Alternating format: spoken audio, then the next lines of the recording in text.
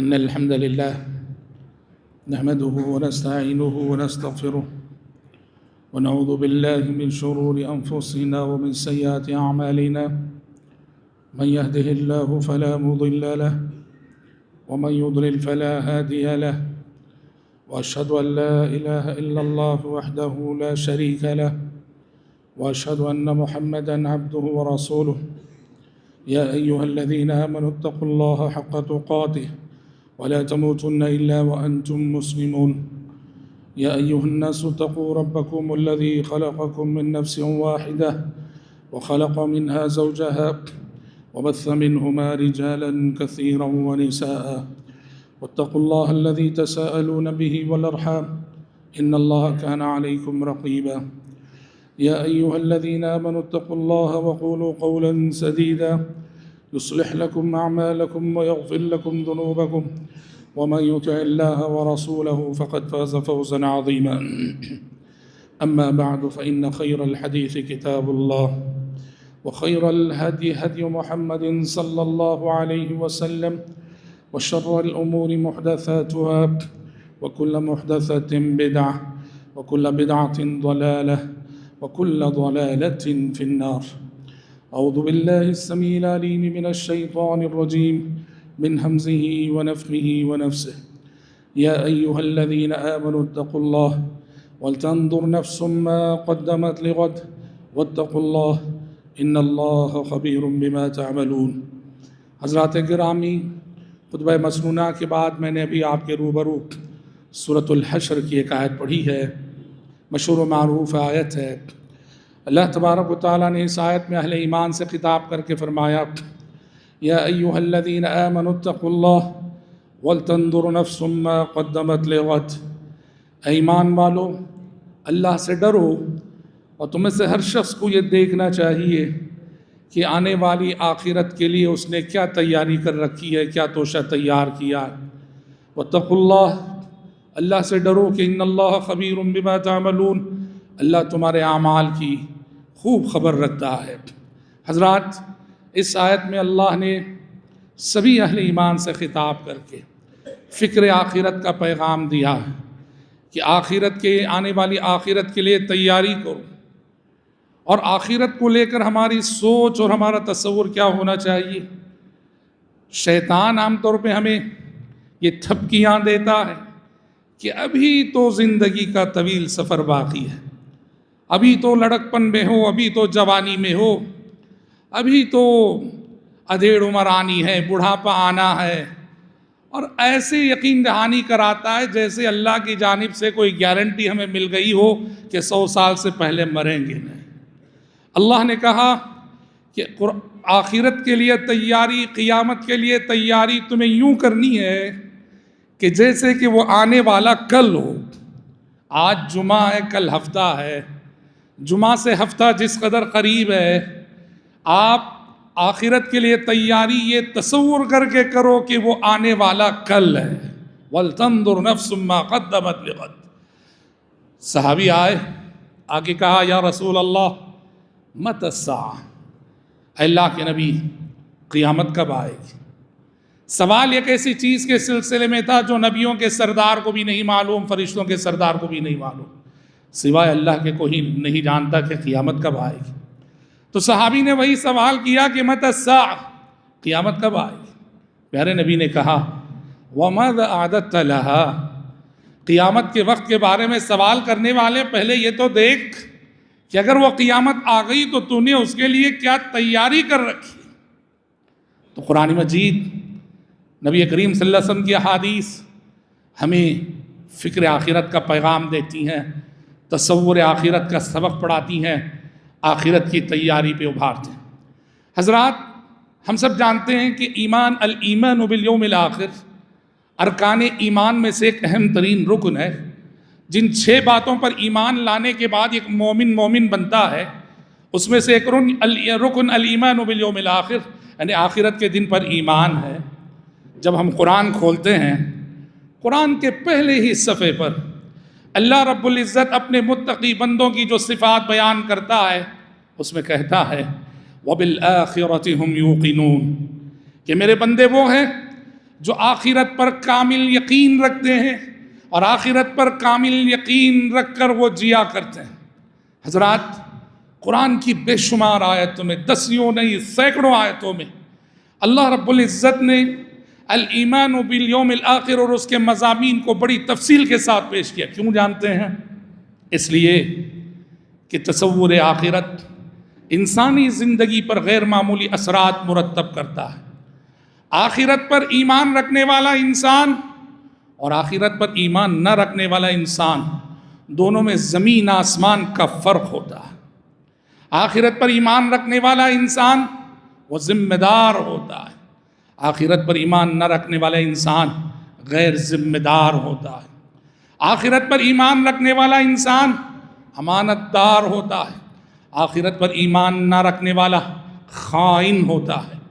آخرت پر ایمان رکھنے والا انسان عہد و پیمان کو پورا کرنے والا ہوتا ہے، آخرت پہ ایمان نہ رکھنے والا بے وفا ہوتا ہے، غدار ہوتا ہے۔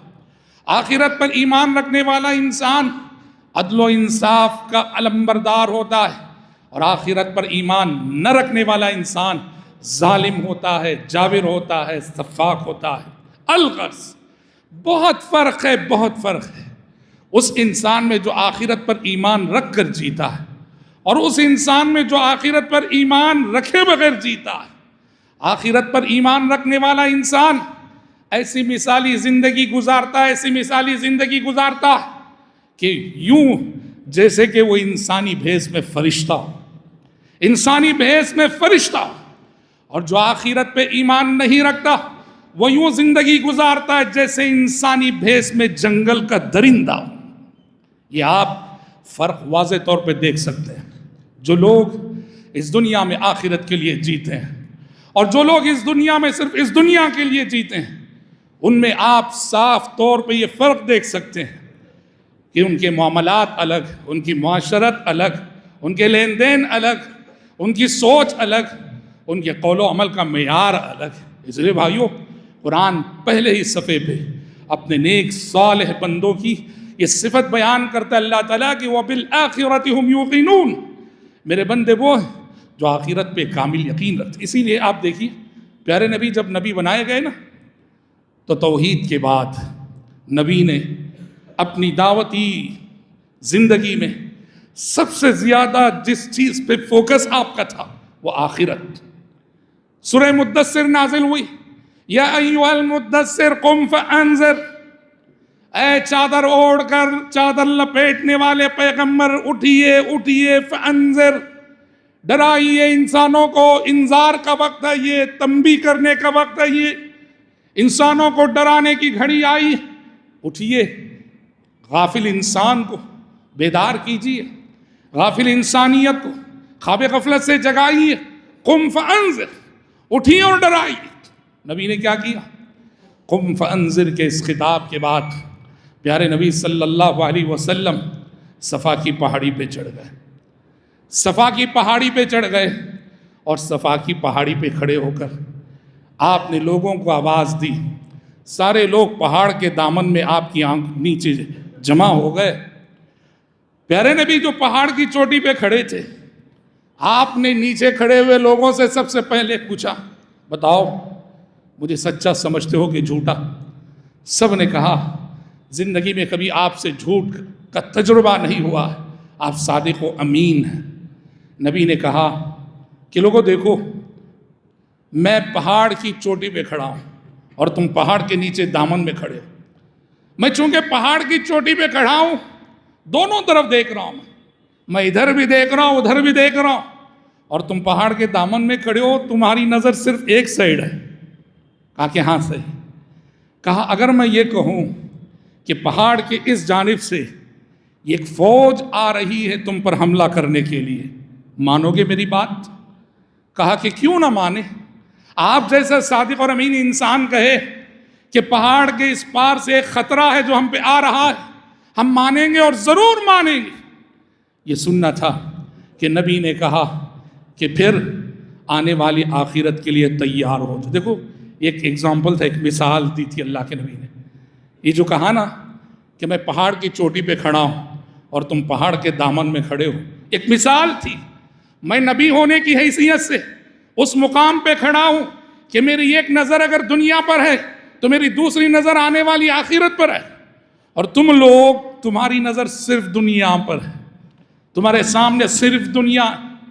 میری ایک نظر دنیا پر تو دوسری نظر آخرت پر، اور میں آخرت کا وہ خطرہ دیکھ رہا ہوں جو خطرہ تم سب کی زندگیوں میں آنے والا ہے، اور وہ جہنم کا خطرہ ہے۔ اس لیے کہا اپنے آپ کو نار جہنم سے بچانے کی تیاری کر لو۔ پیارے نبی کی دعوتی زندگی کو آپ دیکھیں گے، پڑھیں گے، صاف نظر آئے گا کہ پیارے نبی نے توحید کے بعد سب سے زیادہ جس اہمیت کے ساتھ جس چیز کو پیش کیا وہ تصور آخرت ہے۔ آئیے ہم دیکھتے چلیں آخرت کے لیے جینے والا انسان تصور آخرت ہماری زندگی کو کیسے بدلتا ہے، تصور آخرت کی وجہ سے ہماری زندگی پہ کیا کیا اثرات مرتب ہوتے ہیں، آخرت پہ یقین رکھنے والے انسان کی سوچ کیسی ہوتی ہے، اس کے اعمال کیسے ہوتے ہیں۔ سب سے پہلی بات ہم بتائیں، جو آخرت پہ کامل یقین رکھتا ہو نا، وہ اسی زندگی میں اپنا حساب آپ لیتا ہے، اپنے آپ کو روزینہ خود احتسابی کی عدالت میں پیش کرتا ہے۔ جو آخرت پہ یقین رکھنے والا بندہ اسے یہ احساس تڑپاتا ہے کہ حساب کا دن آنے والا ہے، حساب کی گھڑی آنے والی ہے، جہاں مجھے اللہ کی عدالت میں کھڑے ہو کر اپنی زندگی کے ایک ایک قول و عمل کا حساب دینا۔ اس لیے حضرت عمر کی جو نصیحت تھی، حاسبوا انفسکم قبل ان تحاسبوا وزنوها قبل ان توزنوا، کہا کہ لوگوں اپنے آپ کا حساب لے لو یوم الحساب کے آنے سے پہلے، اور قیامت کے دن کے ترازو میں تولے جانے سے پہلے اسی دنیا میں اپنا وزن کر لو۔ کیوں؟ کیونکہ قیامت کے روز جب تمہارا حساب ہوگا کوئی کمی ہوگی تو عمل کرنے کا موقع نہ ہوگا۔ آج اگر اپنا حساب آپ لے لو گے تو کوئی کمی نظر آئے گی، اس کی بھرپائی کا موقع ہے تمہارے پاس، عمل کی فرصت ہے تمہارے پاس، عمل کے لمحات ہیں تمہارے پاس۔ اس لیے بھائیو، آخرت کے لیے جینے والے انسان کی بنیادی اور پہلی پہچان یہ ہے، اس دنیا میں وہ اپنے آپ کو خود احتسابی کی عدالت میں پیش کرتا ہے، اور خود احتسابی کی عدالت میں پیش کر کے اپنا حساب آپ لیتا ہے۔ دوسروں کا حساب لینے میں ہمیں بڑا مزہ آتا ہے، زید کیسا ہے، بکر کیسا ہے، عمر کیسا ہے۔ سچا حساب یہ ہے کہ میں اپنا حساب آپ لوں اور میں خود احتسابی کی عدالت میں خود کو پیش کروں، خود کو مجرم ٹھہراؤں، خود کو گنہگار بتاؤں، خود کو خطا کار مانوں۔ یہ خود احتسابی کی عدالت کا بہت بڑا فیصلہ ہے۔ اور آخرت کے لیے جینے والے ایسے ہی ہوتے ہیں کہ اپنے آپ کو آخرت سے پہلے اسی دنیا میں خود احتسابی کی عدالت میں پیش کر کے اپنا حساب آپ لیتے ہیں۔ حضرات، جو لوگ آخرت کے لیے جیتے ہیں ان کی دوسری پہچان یہ ہے کہ تصور آخرت انسان کو اپنے فرائض اور واجبات کی ادائیگی میں ذمہ دار بناتا ہے۔ دیکھو، آخرت پر ایمان رکھنے والا، اس پر کسی نگرانی کی ضرورت نہیں، سمجھ رہے ہیں؟ کسی نگرانی کی ضرورت نہیں۔ وہ اپنے فرائض کو، اپنے واجبات کو کما حق ادا کرتا ہے۔ وہ اسے کسی مینیجر کی نگرانی کی ضرورت نہیں۔ وہ ٹیچر ہے، وہ ایز اے ٹیچر اپنا حق پورا ادا کرے گا۔ وہ کسی کمپنی کا ورکر ہے، اپنی ذمہ داری اپنے ٹائم پر ادا کرے گا، وقت پہ جائے گا، وقت پہ آئے گا۔ کیوں؟ وہ آخرت پہ ایمان رکھتا ہے۔ اس کا ایمان اسے کہتا ہے کہ دیکھو، اگر تم اس ذمہ داری میں کوتاہی کرو گے، دنیا میں جواب دو نہ دو، اللہ کی عدالت میں تو تمہیں جواب دینا۔ اس لیے بھائیو، آخرت پر ایمان رکھنے والا بندہ وقت کا حاکم کیوں نہ بن جائے، وقت کا حاکم کیوں نہ بن جائے۔ تصور آخرت اسے کتنا تڑپاتا ہے، کتنا ذمہ دار بناتا ہے۔ عمر فاروق رضی اللہ عنہ کی عدالت میں آئی، عمر فاروق رضی اللہ عنہ کو سنیے۔ عمر بن خطاب رضی اللہ عنہ، اللہ اکبر، احساس ذمہ داری سے، آخرت کی جواب دہی کے احساس سے تڑپ جاتے تھے اور فرماتے تھے، واللہ دنیا کے حکمرانوں کے لیے، دنیا کے حکمرانوں کے لیے جو اپنی رعایا کے ساتھ غداری کرتے ہیں، اپنی رعایا کے ساتھ بے وفائی کرتے ہیں دنیا کے حکمرانوں کے لیے۔ عمر بن خطاب رضی اللہ عنہ کا یہ جملہ بہت بڑا پیغام ہے، بہت بڑا سبق ہے، کسی بھی عہدے کو کیسے نبھایا جاتا ہے، احساس ذمہ داری کسے کہتے ہیں۔ عمر بن خطاب کہتے تھے واللہ لو عثرت بغلة في العراق لخشیت ان يسألنی اللہ عز وجل لم لم تصلح لها الطریق یا عمر۔ کہتے تھے عمر کہ اللہ کی قسم میں تو مدینے میں ہوں، میرا دارالخلافہ مدینہ ہے، لیکن مجھے ڈر ہے اگر میرے دور حکومت میں عراق کی کسی سڑک پر چلتے ہوئے خچر کو ٹھوکر لگ جائے۔ خچر جانور ہے، وہ جانور، ہاں۔ کہا کہ اگر عراق کی کسی سڑک پر چلتے ہوئے خچر کو ٹھوکر لگ جائے، مجھے ڈر ہے کہ حشر کی عدالت میں عمر بن خطاب سے سوال ہوگا، عمر تمہارے زمانہ خلافت میں عراق کی ایک سڑک پر ایک خچر نے ٹھوکر کھائی تھی، تم نے راستوں کو درست کیوں نہیں رکھا تھا؟ یہ احساس ذمہ داری، یہ احساس جواب دہی ہے جو تصور آخرت لیے جینے والوں کو ہمیشہ بے چین کیے رکھتا ہے۔ وہ اپنے فرائض اور واجبات کو کما حق ادا کرتے ہیں۔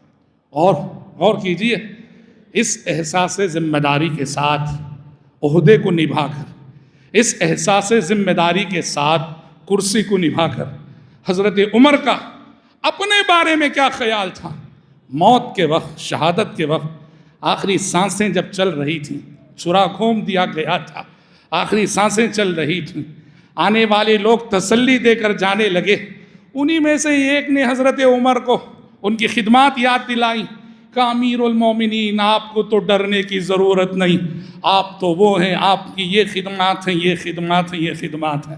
حضرت عمر نے کہا لوگو کیا بات کر رہے ہو، میں تو یہ جو بار خلافت، بار امانت اپنے ناتواں کندھوں میں اٹھا لیا، اس کے سلسلے میں اللہ کے سامنے کھڑے ہونے سے اتنا ڈرا ہوا ہوں میں کہ اگر کل حشر کی عدالت میں یہ اعلان ہوتا ہے کہ عمر نے خلافت کی جو ذمہ داری نبھائی، حکومت کی جو ذمہ داری نبھائی، اس ذمہ داری کے نبھانے میں عمر نہ اجر و ثواب کا مستحق ہے، نہ عذاب و عقاب کا مستحق ہے، تو میں سمجھوں گا کہ میرا بیڑا پار ہو گیا۔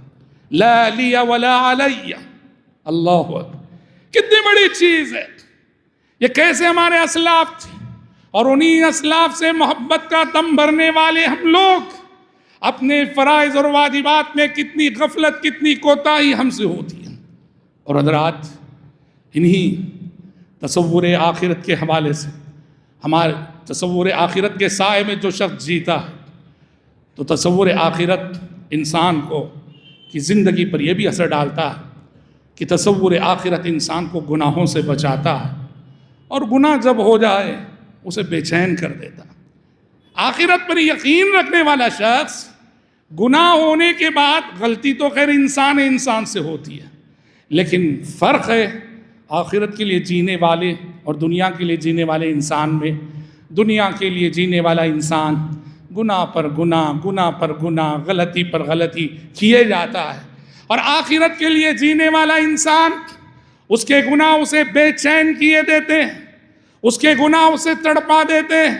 وہ گناہ کرنے کے بعد اپنی معافی کو لے کے اتنا تڑپتا ہے، اس کی نیند اڑ جاتی ہے، اس کی نیند اڑ جاتی ہے، تڑپنے لگتا ہے کہ کیسے میں اپنے آپ کو اس گناہ کے دھبے سے پاک کروں۔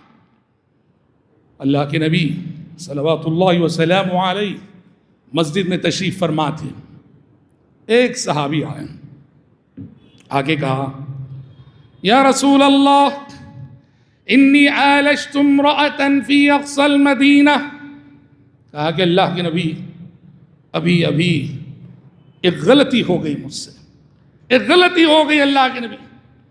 کہا کہ مدینے کے کنارے ایک عورت کے ساتھ کچھ چھوٹی موٹی غلطی کر بیٹھا میں، وَإِنِّي أَصَبْتُ مِنْهَا مَا دُونَ أَنْ أَمَسَّهَا، میں نے بڑی غلطی تو نہیں کی ہے، کچھ چھوٹی موٹی غلطی ہو گئی، لہٰذا اب میں بے چین ہوں، میں جس سزا کا مستحق ہوں، مجھ پہ حد جاری کیجئے، مجھے سزا دیجئے، مجھے پاک کیجئے۔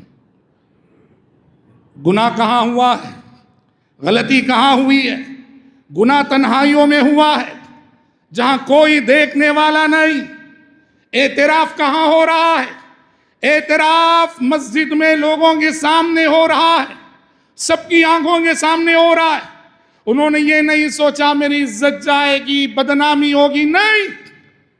احساس ندامت انہیں تڑپا رہا تھا، احساس ندامت سے وہ تڑپ رہے تھے، غلطی کے دھبے سے، گناہ کے دھبے سے خود کو پاک کرنے کی کوشش میں تھے۔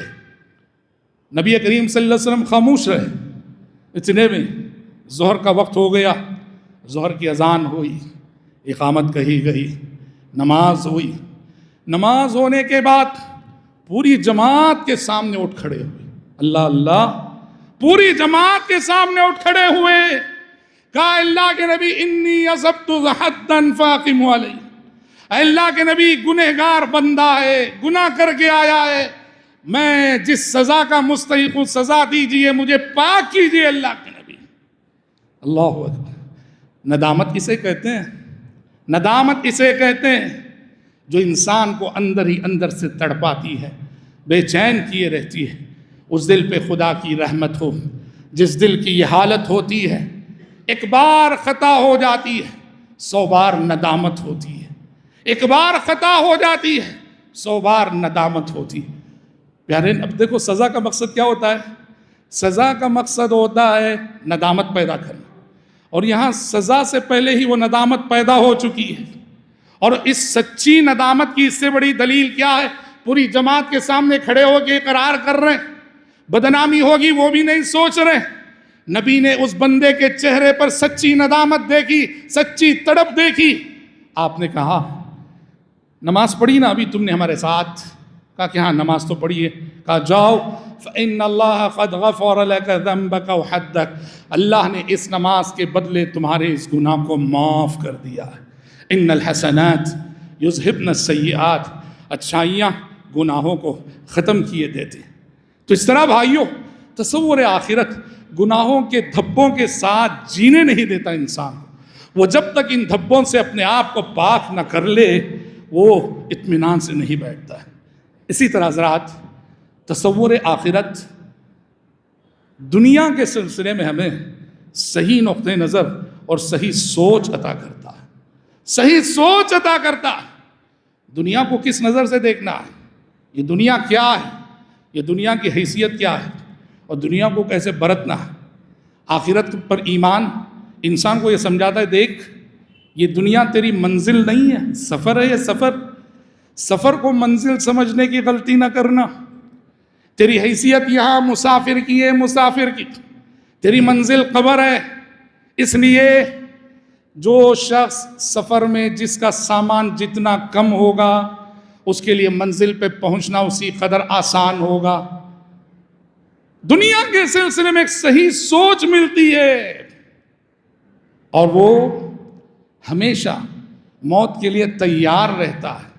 اور ایسا انسان جو دنیا کے سلسلے میں صحیح سوچ رکھتا ہے نا، وہ موت کی منزل پہ پہنچتا ہے زیادہ گھبراتا نہیں ہے، کیونکہ وہ تو ہر دن موت کو یاد کرتا رہا، دنیا کی حیثیت کو سمجھتا رہا، بلکہ بسا اوقات گھبرانے کی بات تو کجا، جو مرگ آیت تبسم بر لب اوست، موت کے فرشتوں کو دیکھتا ہے تو مسکرا کر استقبال کرتا ہے، مسکرا کر استقبال کرتا ہے۔ یہ بھی ہوتا ہے کیونکہ اس نے دنیا کو پہلے ہی سے سمجھا کہ یہ متاع الغرور ہے، یہ دھوکے کا سامان ہے، یہ فریب ہے، یہ ظل ایک سائے کی مانند ہے، ڈھلنے والے سائے کی مانند۔ تو دنیا کے سلسلے میں صحیح نقطہ نظر رکھتا ہے وہ شخص جو آخرت کے لیے جینا رہا۔ وہ شخص جو آخرت پر ایمان نہیں رکھتا یا ایمان کمزور ہے، وہ دنیا ہی کو سب کچھ سمجھتا ہے، اور موت کے قریب جب وہ جاتا ہے نا، اس کے صدمے کو ہم الفاظ میں بیان نہیں کر سکتے، اس کے ٹینشن کو ہم اپنے الفاظ میں بیان نہیں کر سکتے، اس کے دکھ درد کو ہم اپنے الفاظ میں بیان نہیں کر سکتے۔ وہ دنیا سے اتنی حسرتیں لیے ہوئے جاتا ہے، سمجھ رہے ہیں؟ ایک بات یاد رکھو، چین سے جینا بھی اہم ہے، لیکن چین سے جینے سے زیادہ چین سے مرنا اہم ہے۔ زندگی کے سکون سے زیادہ موت کے وقت کا سکون بڑا معنی رکھتا ہے. دنیا کے بڑے بڑے حکمران، دنیا کے بڑے بڑے امیر، دنیا کے بڑے بڑے کاروباری، دنیا کے بڑے بڑے منصبدار جب موت کی دہلیز پہ پہنچے، ان کی بے بسی قابل رحم ہوتی ہے، ان کی بے بسی قابل رحم ہوتی ہے. لیکن آخرت کے لیے جینے والے لوگ جب موت کی دہلیز پہ پہنچتے ہیں تو وہ جس طرح سے اپنی موت کا استقبال کرتے ہیں وہ قابل صد رشک منظر ہوا کرتا ہے. حضرات، تصور آخرت ایک اور چیز جو ہم سب کو سکھاتا ہے کہ یہ دنیا خواہشات کو قربان کرنے کی جگہ ہے. تو تصور آخرت لے کر جینے والا شخص کم سے کم خواہشات رکھتا ہے، کیونکہ الایمان بالیوم الآخر اسے سکھاتا ہے کہ تمہاری ارمانیں جنت میں پوری ہوں گی. ارمانوں کا گھر جنت ہے، خواہشات کا گھر جنت ہے، لذتوں کا گھر جنت ہے. تمہاری ہر لذت جہاں پوری ہوگی وہ جنت ہے، تمہاری ہر خواہش جہاں پوری ہوگی وہ جنت ہے، تمہارا ہر ارمان جہاں پورا ہوگا وہ جنت ہے. دنیا نہیں، یہ ارمانوں کی تکمیل کی جگہ نہیں، یہ ارمانوں کی قربانی کی جگہ. اور یہ چیز انسان کو اپنی خواہشات کی قربانی دینے پہ آمادہ کرتی ہے اور اپنی خواہشات کو کم سے کم رکھتا ہے، اور اس دنیا میں وہ کھو کر آخرت میں پانے کا حوصلہ رکھتا ہے. دیکھو، آخرت میں پانے کا شعور جو ہے دنیا میں کھونے کا حوصلہ دیتا ہے. ایک کاروباری کو سمجھو کہ بہت بڑا نقصان ہو گیا، خودکشی کر لیتا ہے. سمجھ رہے ہیں؟ گھر میں کوئی حادثہ ہو گیا، ٹینشن سے رشتہ دار خودکشی کر لیتے ہیں. یہ کون لوگ ہیں؟ جن کا آخرت پہ ایمان نہیں، کیونکہ صدمہ اتنا بڑا ہے، برداشت کرنے کا حوصلہ نہیں، جھیلنے کا حوصلہ نہیں، خودکشیاں ہو جاتی ہیں. اور آخرت پہ ایمان رکھنے والا شخص گھر میں حادثہ ہو گیا فوراً کہتا ہے انا للہ و انا الیہ راجعون. کوئی بڑا نقصان ہو گیا کاروبار میں، فوراً کہتا ہے انا للہ و انا الیہ راجعون. ہم سب اللہ ہی کے لیے ہیں اور اللہ ہی کے جناب میں اللہ ہی کی جانب لوٹنا. یہ انا للہ و انا الیہ راجعون جو مصیبت کے وقت پڑھنے کی تعلیم دی گئی ہے، یہ وہی چیز ہے کہ جو دنیا میں کھوتا ہے وہ آخرت میں پاتا ہے، جو دنیا میں کھوئے گا وہ آخرت میں پائے گا. لہٰذا دنیا میں اگر کوئی چیز کھو گئی تو اتنا صدمہ نہ لو کہ تمہاری جان پر بنائے. نہیں، دنیا کی اس نقصان کو یہ سوچ کر برداشت کرو کہ جتنی بڑی چیز ہم نے کھوئی ہے آخرت میں اتنی ہی بڑی چیز ہم نے پانی ہے. سب کھو کے تیری راہ میں دولت دنیا سمجھا کہ کچھ اس سے بھی سوا میرے لیے ہے. حضرات، تصور آخرت اور یہ الایمان بالیوم الآخر ہماری زندگیوں پہ جو اثرات مرتب کرتا ہے اس میں سے ایک بہت بڑا فائدہ کیا جانتے ہیں؟ تصور آخرت مظلوم کو صبر کا حوصلہ دیتا ہے. مظلوم کو صبر کا حوصلہ دیتا ہے. اس دنیا میں ظلم ہوتے ہیں اور بڑے ظلم ہوتا ہے. یہ ظلم کی جگہ ہے، یہ ظلم کا گھر ہے. عصر رسوخ والے کمزوروں کو دباتے ہیں، کچلتے ہیں، رگڑتے ہیں، مسلتے ہیں. ارباب اقتدار اپنی رعایا کو ستاتے ہیں، ظلم کرتے ہیں، زبردستی کرتے ہیں. دنیا میں بڑا ظلم ہوتا ہے. ظالم ظلم کرتا ہے، چلا جاتا ہے. مظلوم ظلم سہتا ہے اور اس کے ظلم کا بدلہ اسے اس دنیا میں نہیں ملتا. مظلوم ظلم سہ کے چلا جاتا ہے، ظالم ظلم کر کے چلا جاتا ہے. تصور آخرت ہے جو مظلوم کو ہمت دیتا ہے. ٹھیک ہے، مظلوم پر جب ظلم ہوتا ہے اس کا ضمیر اس سے کہتا ہے، اس کا ایمان اس سے کہتا ہے، اس کا عقیدہ اس سے کہتا ہے کہ ٹھیک ہے آج تو کمزور ہے، برداشت کر لے. یہ ظالم کتنا طاقتور کیوں نہ ہو، وہ آخرت آئے گی جس دن ایسا بے لاگ عدل و انصاف ہونے والا ہے کہ اگر سینگ والی بکری نے بے سینگ والی بکری کو ستایا ہوگا، حشر کی عدالت میں اس بے سینگ والی بکری کو سینگ دیے جائیں گے اور کہا جائے گا اس نے تجھ پہ ظلم کیا تھا، بدلہ لے لے. جو ذات اقدس جانوروں میں اس طرح انصاف کرنے والی ہے، وہ ذات اقدس انسانوں میں کیسا انصاف کرے گی؟ سوچ لو. کوئی ظالم یہ نہ سمجھے کہ میرے پاس بڑا اثر و رسوخ ہے اور میں جو چاہے کر سکتا ہوں. نہیں، تمہارا یہ روب، تمہارے یہ دبدبہ چند روزہ ہے. اور کوئی مظلوم یہ نہ سمجھے کہ میں بے یار و مددگار ہوں. نہیں، یہ دنیا کی حد تک تم بے یار و مددگار ہو. تمہارے ساتھ احکم الحاکمین کی عدالت ہے، تمہارے ساتھ احکم الحاکمین کا انصاف ہے. جس نے بھی ظلم کیا ہوگا، کل قیامت کے روز وہ گھڑی آئے گی جب تمہارا ہاتھ ہوگا اور اس ظالم کا گریبان ہوگا، وہ کتنا بڑا کیوں نہ ہو. وہ عدالت آنی ہے. وَلَا تَحْسَبَنَّ اللَّهَ غَافِلًا عَمَّا يَعْمَلُ الظَّالِمُونَ إِنَّمَا يُؤَخِّرُهُمْ لِيَوْمٍ تَشْخَصُ فِيهِ الْأَبْصَارُ. اللہ نے کہا کہ ظالم یہ نہ سمجھے کہ ہم اس کے ظلم سے غافل ہیں. ظلم کر لے، کتنا کرے گا، دنیا کی حد تک کرے گا. انما یؤخرہم لیوم تشخص فیہ الابصار. یہ مہلت صرف موت تک ہے. موت کے بعد تو اے ظالم تجھے مظلوم کے سامنے کھڑے ہونا ہے اور اپنے پورے ظلم کا حساب دینا ہے. اور اس دن مظلوم جس طرح سے اس کے ساتھ اپنا بدلہ لے گا، وہ حشر کی عدالت میں وہ منظر سب دیکھیں گے. اسی طرح سے حضرات، الایمان بالیوم الآخر یعنی تصور آخرت ہماری زندگیوں میں جن ذرائع سے وہ سکون دیتا ہے، اس میں سے ایک چیز دیکھو، جب ہمارے کسی عزیز کا انتقال ہو جاتا ہے، ہمارا کوئی عزیز دنیا سے رخصت ہو جاتا ہے، سمجھ رہے ہیں کتنا صدمہ ہوتا ہے. اور جو لوگ آخرت پہ ایمان نہیں رکھتے، اس زندگی کے بعد دوسری زندگی کو نہیں مانتے، ان کے لیے جانتے ہیں کتنا بڑا صدمہ ہے. بیوی مر گئی، شوہر کے لیے کتنا بڑا صدمہ ہے، اب ہمیشہ کی جدائی. شوہر مر گیا، بیوی کے لیے کتنا بڑا صدمہ، ہمیشہ کی جدائی. ماں باپ چلے گئے، اولاد کے لیے کتنا بڑا صدمہ، ہمیشہ کی جدائی. کس کے لیے؟ جو آخرت پہ ایمان نہیں رکھتے، وہ ہمیشہ کی جدائی. پھر کبھی وہ نہیں ملنے والے، کیونکہ ان کے دل میں آخرت پر ایمان نہیں ہے تو نہیں ملنے والے. لیکن مومن کے لیے موت عارضی جدائی. موت عارضی جدائی، سمجھ رہے؟ والدین انتقال ہو گئے، کل ہمارا بھی انتقال ہوگا.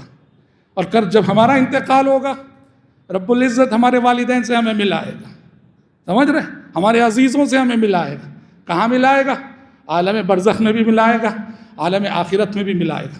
یہ احساس ذرا سوچو کتنا سکون دینے والا ہے، کتنا سکون دینے والا ہے ایک مومن کو جو آخرت پر ایمان رکھتا ہے، کہ میں نے اپنے جن عزیزوں کو کھویا ہے، ان سے جو جدائی ہوئی ہے، یہ وقتی جدائی ہے، عارضی جدائی ہے. ہم سب ملنے والے ہیں. اللہ کے نبی نے کیا فرمایا حدیثوں میں، امہات المومنین کے سلسلے میں، جب کہ کون سب سے پہلے انتقال کریں گے، نبی نے کہا اسرعکن لحوقا بی اطولکن یدا. کہا میرے بعد تم میں سب سے پہلے مجھ سے آ کر ملنے والی وہ ہے جس کا ہاتھ سب سے زیادہ لمبا ہو، یعنی صدقہ و خیرات کرنے والی. حضرت فاطمہ سے کیا فرمایا اللہ کے نبی نے؟ کہا کہ بیٹے رونا مت، میرے بعد مجھ سے سب سے پہلے آ کر ملنے والی تم ہو. پتہ چلا عالم برزخ میں اللہ اپنے عزیزوں سے ملاتا ہے. حضرت بلال حبشی موت کا وقت آیا، خوش تھے. موت کے وقت ان کے چہرے پہ خوشی کے آثار تھے. حضرت بلال سے لوگوں نے پوچھا موت کی گھڑی ہے، خوشی کیا معنی رکھتی ہے؟ بلال نے کہا کیوں نہ خوش ہوں، غدا نلقى الاحبہ، کہ کل میں اپنی محبوب شخصیتوں سے ملنے جا رہا ہوں، تو کیوں نہ خوشی ہو مجھے. یعنی اللہ کے نبی صحابہ. تو دیکھو تصور آخرت ہمیں یہ سکون دیتا ہے جب ہم اپنے عزیزوں کو کھوتے ہیں، اپنے عزیزوں کا جنازہ اٹھاتے ہیں، کہ یہ پریشان نہ ہونا، بے چین نہ ہونا، یہ وقتی جدائی ہے، عارضی جدائی ہے، پھر رب العزت تمہیں ملانے والا. اس طرح ایمان بالیوم الآخر میری اور آپ کی زندگی پر محترم بھائیوں، محترم بہنوں، غیر معمولی اثر. بس یہ سب فائدے، یہ سب بینیفٹس کسے ملیں گے؟ جو وبالآخرۃ ہم یوقنون. ہم میں سے بہت سارے ایمان تو رکھتے ہیں، یقین ہے کیا؟ یقین کے مرحلے کو ابھی نہیں پہنچے ہم، یقین کی حد تک نہیں. وبالآخرۃ ہم یوقنون. جو تصور آخرت پر جتنا زیادہ یقین رکھے گا، وہ اس روئے زمین کا اسی قدر کامیاب انسان ہو. رب العزت سے دعا ہے کہ اللہ تعالیٰ مجھ کہنے والے کو، آپ سبھی سننے والوں کو، آنے والی اس آخرت کے لیے کما حق ہو تیاری کرنے کی توفیق عطا فرمائے، اللہم آمین۔ خطبے کے اختتام پر، اعلان پر میں اپنی گفتگو ختم کرنا چاہتا ہوں۔ آپ کی خدمت میں داونگیرے ڈسٹرکٹ سے احباب آئے ہوئے ہیں مسجد کے تعاون کے سلسلے میں۔ داونگیرے ڈسٹرکٹ میں ایک قریہ ہے جہاں پہلی مسجد بن رہی ہے کتاب و سنت کے حامل لوگوں کی۔ آپ سب سے گزارش ہے، انہوں نے 42 لاکھ میں 42 لاکھ میں مسجد کے لیے جگہ خریدی ہے، وہ آج آپ کی خدمت میں حاضر ہوئے تعاون کے لیے۔ آپ بھائی بہنوں سے گزارش ہے کہ ان کا تعاون کرتے ہوئے جائیے۔ ایک مصلے کی قیمت 8,000 اور 1 اسکوائر فٹ کی قیمت 1,000 روپے۔ اللہ آپ کے صدقات و خیرات کو قبول فرمائے، اللہم آمین۔ بارک اللہ لنا ولکم فی القرآن العظیم ونفعنا وإیاکم بما فیہ من الآیات والذکر الحکیم، انہ تعالی جواد کریم ملک بر رؤوف رحیم رب حلیم۔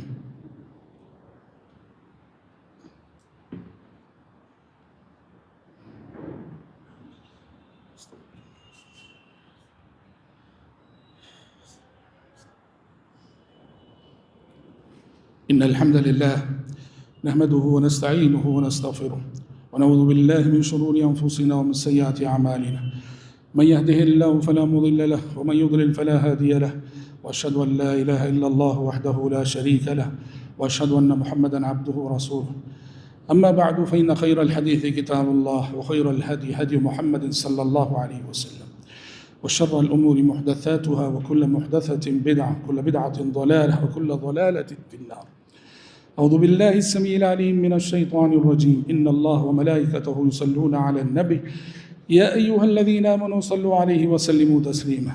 اللهم صل على محمد وعلى آل محمد كما صليت على إبراهيم وعلى آل إبراهيم إنك حميد مجيد. اللهم بارك على محمد وعلى آل محمد كما باركت على إبراهيم وعلى آل إبراهيم إنك حميد مجيد.